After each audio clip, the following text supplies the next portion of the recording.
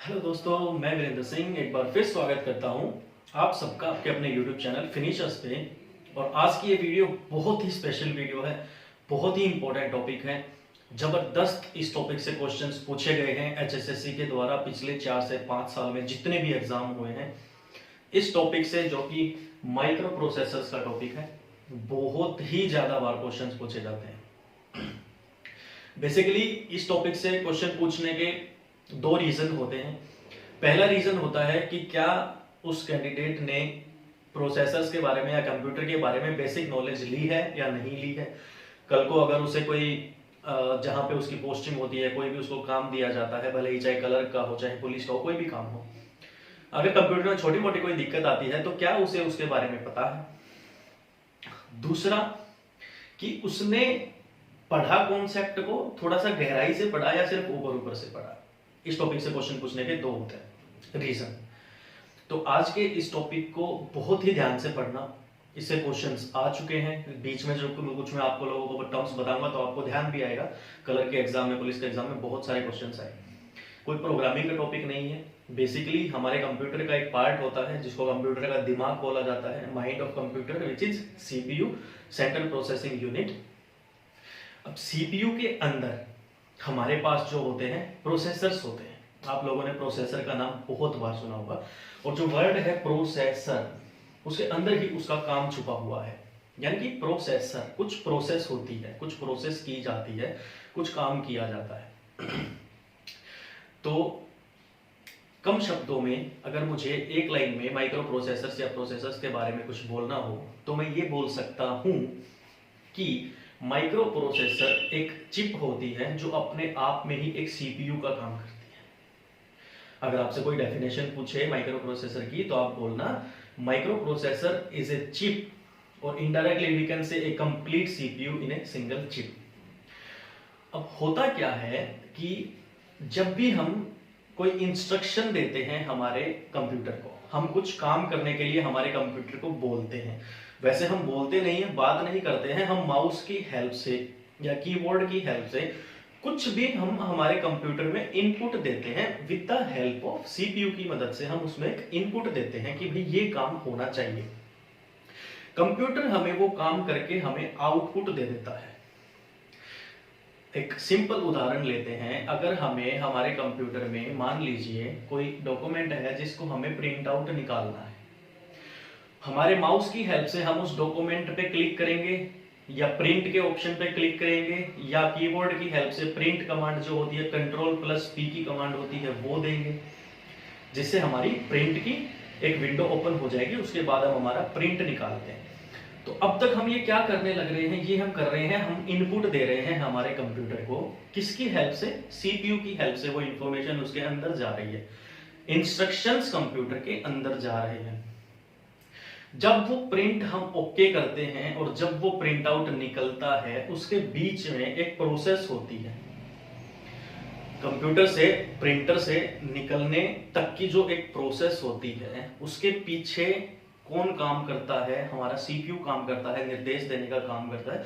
और सीपीयू के अंदर हमारे प्रोसेसर्स होते हैं जिनकी वजह से हमें यह पता लगता है कि जो काम हुआ है वो कितनी देर में हुआ है, जो काम हुआ है उसमें लोड कितना पड़ा, कौन सा प्रोसेसर हम यूज कर रहे हैं, या जो वो काम हुआ है उसकी साइकिल कितनी थी। एक आगे हम टॉपिक के बारे में बात करने वाले हैं, सिस्टम क्लॉक स्पीड क्या होती है। तो बेसिकली प्रोसेसर ये काम करता है। कुछ भी हम कंप्यूटर को इंस्ट्रक्शन देते हैं वो हमें आउटपुट देता है। एक प्रोसेस होती है जिसमें कितना टाइम लगता है, ये सारी चीजें होती हैं जो प्रोसेसर्स करते हैं। क्लियर? अब पहला क्वेश्चन जो पूछा जाता है वो पूछा जाता है कि पहला माइक्रो प्रोसेसर कौन सा था।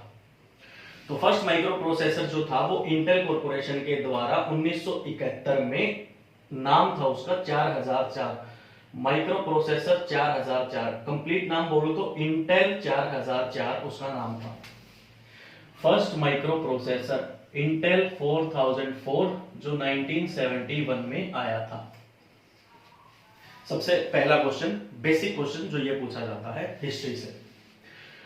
दूसरा पूछा जाता है कि ऐसा कौन सा माइक्रो प्रोसेसर रहा है इस दुनिया में जो सिर्फ इनिशियल स्टेज पे, यानी कि जब वो बना था उस टाइम पे या तो सिर्फ वो जमा का काम कर पाता था या घटा का काम कर पाता था, यानी कि एडिशन और सब्सट्रैक्शन दो ही चीजों पे वो काम आता था। ऐसा कौन सा माइक्रो प्रोसेसर था? तो भी आंसर क्या करोगे? Intel 4004 could do only add and subtract and process only 4 bits at a time। एक ये बात याद रखनी है, एक टाइम पे 4 बिट्स की प्रोसेस ही कर पाता था इंटेल 4004, और जमा और घटा सिर्फ दो काम ही कर पाता था, या तो एडिशन कर पाता था या सब्सट्रैक्शन कर पाता था। सबसे पहला माइक्रो प्रोसेसर जो इंटेल कंपनी ने बनाया था 1971 में।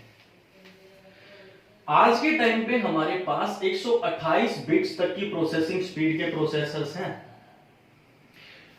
आप अपने सिस्टम में जब भी माई कंप्यूटर के ऊपर राइट क्लिक करते हो और प्रॉपर्टीज पे जाते हो, तो आप लोग देखना आपके प्रोसेसर की डिटेल्स लिखी होंगी। Intel Pentium, dual core, octa core, i3, कोई भी आपका प्रोसेसर होगा उसकी एक स्पीड लिखी होगी, 32 बिट, 16 बिट, कुछ भी लिखा होगा। तो वो क्या होती है कि एक टाइम पे हमारा प्रोसेसर कितने बिट्स को प्रोसेस कर पाता है। इसको साधारण भाषा में अगर हम समझें तो एक जो प्रोसेसर होता है हमारा, हम उसे कुछ इंस्ट्रक्शन देते हैं, हमें ये करना है, तो एक टाइम पे, एक क्लॉक में, एक टाइम पे उसके टाइम के हिसाब से, जिसको हम सिस्टम क्लॉक स्पीड बोलते हैं, वो उसके हिसाब से एक टाइम पे कितनी बिट्स का काम कर पाता है, इसलिए उसको बोला जाता है 32 बिट का प्रोसेसर, 16 बिट का प्रोसेसर। और जो सबसे पहला प्रोसेसर था इंटेल 4004, वो 4 बिट्स, एक टाइम पे 4 बिट्स तक का काम कर पाता था, इसलिए वो सिर्फ एडिशन और सब्सट्रैक्शन कर पाता था। ये पॉइंट क्लियर हो गया? चलिए, और आज हमारे पास अगर कोई पूछे कि मैक्सिमम हमारे पास आज के टाइम पे कितने बिट्स तक के प्रोसेसर हैं, तो 128 पे आपको निशान लगाना है, ऑप्शन 128 वाला आपको टिक करके आना है, 3264 पे मत कर देना। सेकंड होता है आपके पास वर्ड लेंथ। देखो, वर्ड का मतलब ऐसे तो शब्द होता है और लेंथ का मतलब ऐसे तो लंबाई होता है अगर हम इंग्लिश की बात करें, लेकिन कंप्यूटर में ये चीज बदल जाती है। इसका मतलब क्या होता है? Maximum number of bits A given CPU can handle at A time. एक सीपीयू एक टाइम पे ज्यादा से ज्यादा कितनी बिट्स को एक बार में हैंडल कर पाता है, उसको बोला जाता है वर्ड लेंथ। तो यहां से क्वेश्चंस जो इस पर्टिकुलर इस वर्ड लेंथ से जो क्वेश्चन बनेगा, उसमें अगर आपसे क्वेश्चन ऐसे पूछा जाएगा कि एक टाइम पे ज्यादा से ज्यादा बिट्स एक सीपीयू हैंडल कर पाता है, उसको क्या बोला जाता है? 4 ऑप्शन होंगे जिसमें से एक ऑप्शन होगा वर्ड लेंथ। तो कंफ्यूज नहीं होना, ये इंग्लिश का वर्ड लग रहा है आपको वर्ड लेंथ, बट इससे क्वेश्चंस ऐसे बनते हैं। ये क्वेश्चन जो अभी अभी मैंने आपको बताया, ये बीसीए के एग्जाम्स में आता है, कॉलेज टाइम पे जब आप पहुंचते हो तो वहां पे ये डेफिनेशन आपसे पूछी जाती है। उसके बाद आता है आपका सिस्टम क्लॉक स्पीड। वैसे तो सिस्टम क्लॉक स्पीड जो होती है वो होती है कि एक प्रोसेसर कोई भी टास्क करने में कितना टाइम लेता है, वो होती है सिस्टम क्लॉक स्पीड। बट अगर डेफिनेशन की बात करें तो it is an electronic circuit that generate pulses. System clock speed जो होता है वो एक इलेक्ट्रॉनिक सर्किट होता है जो पल्सेस जनरेट करता है। पल्सेस कैसे जनरेट करता है और मेजर पल्सेस किस में मापी जाती है? मेगाहर्ट्ज में मापी जाती है। चौथा क्वेश्चन यहां से बनता है कि सिस्टम क्लॉक स्पीड की जो पल्सेस होती हैं उसको किस में मापा जाता है? मेगाहर्ट्ज में, एमएसजी में ना। CPU uses this clock speed to control sequencing and execution of various operation in computer। Sequencing and execution दो टर्म यहां पे यूज हुई है। देखो, यही तरीका होता है, जब मैं आपको नोट्स दूंगा कंप्यूटर के एग्जाम से पहले, वहां पे भी नोट्स को पढ़ने का तरीका यही होता है। जो चीज आपको पढ़ने में ठीक लग रही है उसको छोड़ो, जो चीज जहां पे अटकते हो। अब सीक्वेंसिंग एंड एग्जीक्यूशन, दो शब्द आपके सामने ऐसे आए जिसके बारे में नहीं पता, अब इन्हीं दो शब्दों से पूरी डेफिनेशन आपको क्लियर होने वाली है। तो ऐसे वर्ड जहां भी दिखे आपको तुरंत उसको गूगल करके देखो, पता लग जाएगा। सीक्वेंसिंग एंड एग्जीक्यूशन देखो क्या होता है। मान लेते हैं मैं आपको कोई काम देता हूं, नहीं आपको क्या करना है, ये एक ट्रक है जिसमें ईंटें ही ईंटें भरी हुई हैं। आपको क्या करना है, ये ईंटें नीचे उतारनी है और एक दीवार बनानी है। तो उसके लिए आप क्या करते हो, आप पल्सेस जनरेट करते हो। पल्सेस जनरेट करने का मतलब आप कुछ अपनी एक ताकत दिखाते हो, दिमाग दिखाते हो, कुछ ऐसा जनरेट करते हो जिससे कि आप क्या करोगे, ईंटों को एक सीरीज में उतारोगे। 4-4 करके उतारनी है, 2-2 करके उतारनी है। उतार के उनको एक सीक्वेंस में लगाओगे, एक लाइन में लगाओगे, एक तरीके से लगाओगे। फिर उसके बाद उसको आसान से आसान तरीके में एक दीवार बनाओगे, एग्जीक्यूट करोगे। तो सीक्वेंसिंग एंड एग्जीक्यूशन का मतलब क्या होता है, जब भी हम हमारे सीपीयू का कंप्यूटर को कोई भी टास्क देते हैं तो जो प्रोसेसर होता है वो अपनी सिस्टम क्लॉक स्पीड के हिसाब से एक उस टास्क की सीक्वेंसिंग करता है। प्रिंट का एग्जांपल लेते हैं, जो प्रिंट आउट हम निकालते हैं हमारे कंप्यूटर में से, उसमें हम क्या करते हैं, हम तो सिर्फ कमांड दे देते हैं। तो कमांड के टाइम पे हम मोड सिलेक्ट करते हैं, पेज को हमें पोर्ट्रेट मोड में निकालना है या पेज को हमें लैंडस्केप मोड में निकालना है। तो प्रोसेसर और कंप्यूटर क्या करते हैं, हमारे लिए उस पेज को पोर्ट्रेट में करके निकालेंगे या लैंडस्केप में करके निकालेंगे। तो एक सीक्वेंस बनाते हैं, फिर एग्जीक्यूट करते हैं, आउटपुट हमें देते हैं। ये होता है आपका सिस्टम क्लॉक स्पीड जो प्रोसेसर्स यूज करते हैं। क्लियर हो गया?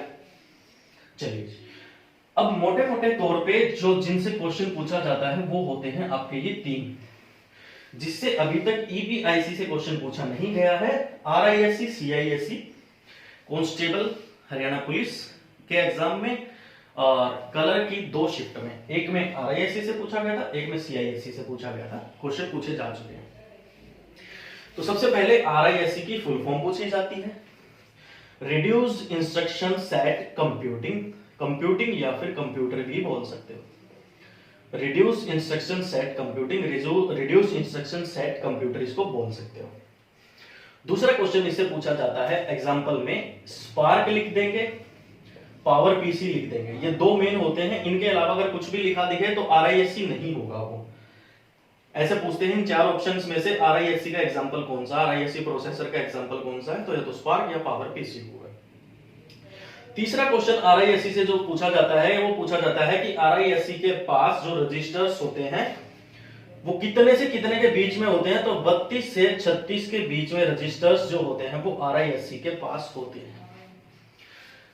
अब रजिस्टर क्या होते हैं, देखो जो आपका सीपीयू होता है ना, ये आपका सीपीयू होता है, बैक साइड है उसकी, तो यहां पे एक छोटी सी जगह होती है जहां पे रजिस्टर्स अटैच होते हैं आपके सीपीयू में।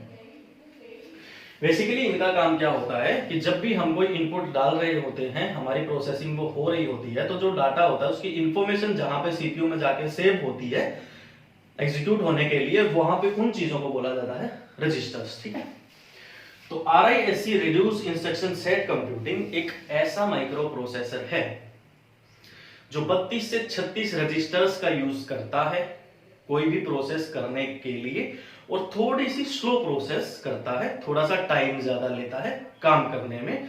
आरआईएससी में इससे ज्यादा आपको जानने की जरूरत नहीं है। सेकंड आता है सीआईएससी, जिसकी फुल फॉर्म होती है कॉम्प्लेक्स इंस्ट्रक्शन सेट कंप्यूटिंग या कॉम्प्लेक्स इंस्ट्रक्शन सेट कंप्यूटर भी बोल सकते हो, दोनों डेफिनेशंस ठीक है। ये क्या करता है कि मान लो अगर आरआईएससी एक प्रोसेस करने में मान लो 1 घंटे का टाइम लेता है, तो सीआईएससी वही प्रोसेस करने में उससे आधा टाइम लेगा, 1/2 टाइम लेगा। ये ज्यादा काम करता है इसलिए इसमें रजिस्टर्स भी ज्यादा यूज होते हैं। ये कम काम करता है, जल्दी काम करता है, तो ये रजिस्टर्स का यूज भी कम करता है। तो क्वेश्चन सीआईएससी से या तो इसकी डेफिनेशन पूछी जाएगी या फिर पूछा जाएगा how many registers averagely used by CISC processor. 8 से 12 और यहां पे 32 से 36। तीसरा जो होता है वो होता है EPIC, explicitly parallel set computing. इसके बारे में याद रखना, ये नॉर्मल जो होते हैं हमारे कंप्यूटर्स वहां पे ये यूज नहीं होता है। नॉर्मल हम जो कंप्यूटर्स यूज करते हैं या वो 32 बिट के होते हैं या वो 64 बिट के प्रोसेसर्स के साथ हमारे पास होते हैं। जहां पे बात आ जाती है प्रोग्रामिंग की, बड़े बड़े प्रोग्राम्स लिखने की, बहुत बड़े बड़े इंस्ट्रक्शंस की, बड़ी बड़ी जगहें की, सुपर कंप्यूटर्स की, जहां पे बड़े लेवल पे बात आती है वहां पे इन प्रोसेसर्स का यूज किया जाता है, explicitly parallel set computing. 64 bit का सबसे पहला प्रोसेसर जो लॉन्च हुआ था उसका नाम था Intel architecture 64। Intel Architecture 64 is the 64 bits first processor which is explicitly parallel set computing processor उसको बोला जाता है। तो आई गेस आपको आज ये माइक्रो प्रोसेसर्स का पूरा कॉन्सेप्ट, इस छोटी सी जगह में मैंने माइक्रो प्रोसेसर्स का पूरा कॉन्सेप्ट आपको समझा दिया है। इसका स्क्रीनशॉट ले लो। अगर इस छोटे से जगह के बाहर अगर आपको इस टॉपिक से कभी भी कहीं भी कोई भी क्वेश्चन दिख जाए तो आप मुझे बता देना। यहां से आपका एक क्वेश्चन बिल्कुल पक्का हो गया है, अगर आया तो इससे बाहर कोई क्वेश्चन नहीं आएगा। और आई होप माइक्रो प्रोसेसर्स और सीपीयू कैसे प्रोसेसिंग करते हैं वो कॉन्सेप्ट भी आज आपका क्लियर हो गया होगा। रजिस्टर्स क्या होते हैं वो भी आपको पता लग गए होंगे। सीक्वेंसिंग एंड एग्जीक्यूशन क्या होता है वो भी आपको पता है। तो अगर वीडियो पसंद आए दोस्तों के साथ शेयर जरूर कर देना और मिलते हैं नेक्स्ट वीडियो में। तब तक के लिए